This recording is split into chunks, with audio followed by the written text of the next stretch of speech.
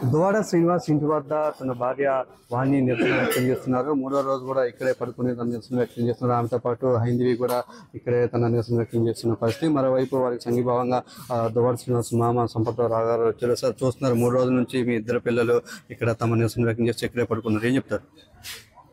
ఏం చెప్తామండి, ఇలాంటివి కడుపు చెప్తే కాళ్ళ మీద పడినట్టు. ఈ వ్యవసాయం ఎంతవరకు వచ్చిందో దానికి నేను బాధపడుతున్నాం, సిగ్గుపడుతున్నాం. ఇప్పుడు నేను ఎంటర్ అయ్యాను, 88లోకి ఎంటర్ అయ్యాను. నాకు 80వ సంవత్సరంలో ఎంటర్ అయ్యాను. మొన్న 7వ తారీఖున 79 సంవత్సరాలు నాకు అయిపోయింది. ఈ ఏజ్లో ఇలాంటి ఫ్యామిలీలో ఇలాంటి ఆలోచన జరిగితే బాధగా ఉంటుంది. మరి అంతకుమించి ఏం చెప్తాం? అసలు నాకు ఇప్పటికి కూడా వాళ్ళిద్దరూ కలిసి పిల్లలతో హ్యాపీగా ఉండాలనే నా కోరిక. దానికి అతను అంగీకరించడం లేదు. డైవర్స్ అంటాడు, అది అంటాడు, ఏదో పనికిరాని మాటలని చెప్తాడు.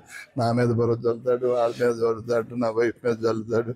అసలు వాళ్ళ చరిత్ర అంతా చెప్పితే చాలా నీచమైన చరిత్ర. అది నేను చెప్పకూడదు, అయినా చెప్పని పరిస్థితుల్లో తప్పని పరిస్థితుల్లో మన టీవీస్లో ఇంటర్వ్యూలో వాళ్ళ చరిత్ర అంతా చెప్పాను. మళ్ళీ దాన్నే మీ దగ్గర రిపీట్ చేయడం నాకు ఇష్టం లేదు. మరి అంతకుమించి నేనేం చెప్పగలను? తన భార్య వాణి కానీ కుటుంబ సభ్యులు కానీ తనపై హత్యాయత్నం ప్రయత్నం చేస్తున్నారు, తను 30 ఏళ్ళుగా ఇబ్బందులు పెడుతున్నారంటూ కూడా ఆయన ఆరోపిస్తున్న పరిస్థితి. దీన్ని ఏమంటారు? హత్యాయత్నం ఎలాగండి చేస్తారు?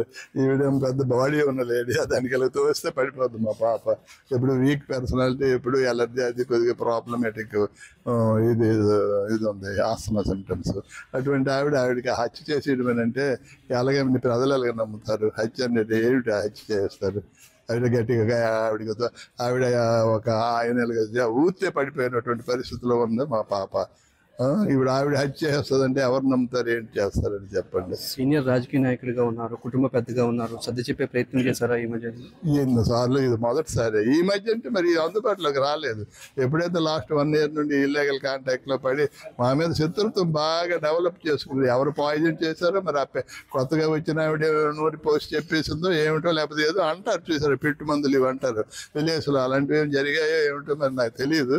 కానీ ఒక్కసారి అబ్రప్ట్గా సడన్గా ఒక ఎనిమిలాగా తయారైపోయి మాకు శత్రువులా చూస్తూ రకరకాల వల్గర్గా మాట్లాడడం, వాళ్ళదైతే చేస్తున్నాడు.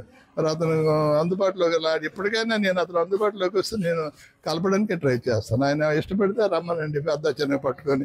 నిన్న ఆయన తరపున పెద్ద మనుషులు తెమ్మండి, మా తరపున పెద్ద మనుషులు కూర్చుంటాం, ఒక కాగితం రాద్దాం. ఈ ఇల్లీగల్ కాంట్రాక్ట్స్, ఈ ప్రాపర్టీస్ ఇవన్నీ నలుగురికి చెందాలి.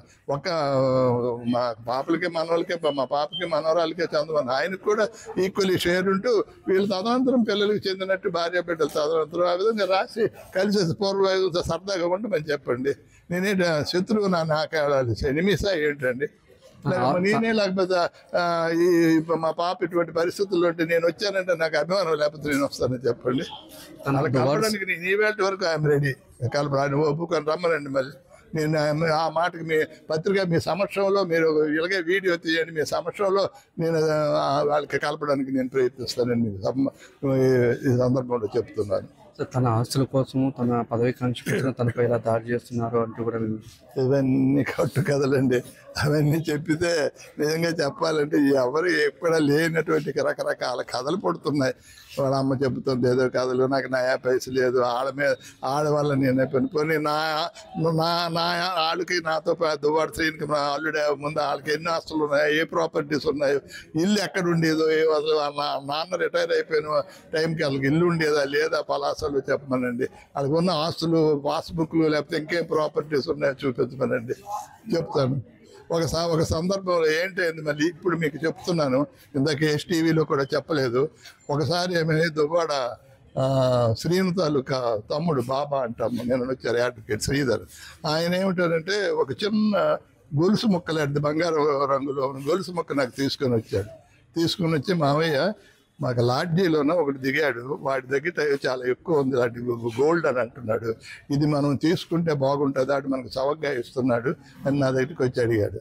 చూడు శ్రీధర్, బాబా అంటాం, చూడు బాబా అలాంటి వద్దు, రేపు పొద్దున్న పోలీసుల దృష్టిలో ఆడిపడితే ఆ పేర్లన్నీ చెప్తారు, మీరు ముద్దాయిలు అయిపోతారు, నా మాట విను, అలాంటి చెడ్డ పనులు చేయడానికే నేను నా సజెషన్ తీసుకోవద్దు దయచేసి అని నేను కోపం పెడితే వెళ్ళిపోయాడు. చెప్తున్నాను, అటువంటి ఫ్యామిలీ అండి అది. అటువంటి ఫ్యామిలీకేమో ఇప్పుడు వాళ్ళేమో నా మీద బురద జల్లుకొని, దానికి నేనేం వర్రీ కానీ నేనేం బాధపడను, నేనేం దాని గురించి పెద్దగా ఫీల్ అవ్వను. ఫైనల్ గా తండ్రిగా ఒక మామగా మీరు ఏం చెప్పదలుచుకుంటున్నారు? కలాలని కోరుకుంటానండి, మరి అంతకు మించి ఏం కలపడు. ఈ స్టేజ్లో నేను ఏం కొనుక్కొని నేను ఆ బట్టను నా మీద వేసుకుంటానండి. ఏ తండ్రి అయినా నా ఏజ్లో భార్య భర్తలను మా కూతుర్ని అల్లుడిని పిల్లల్ని విడదీసి తన మీద వేసుకుంటారండి, చెప్పండి. ఇది తన ఏదైతే దుబారా మామ ఉన్నారో రాఘరావు కూడా పాపం తన సేవలు నిరసన వ్యక్తం చేస్తున్నారు.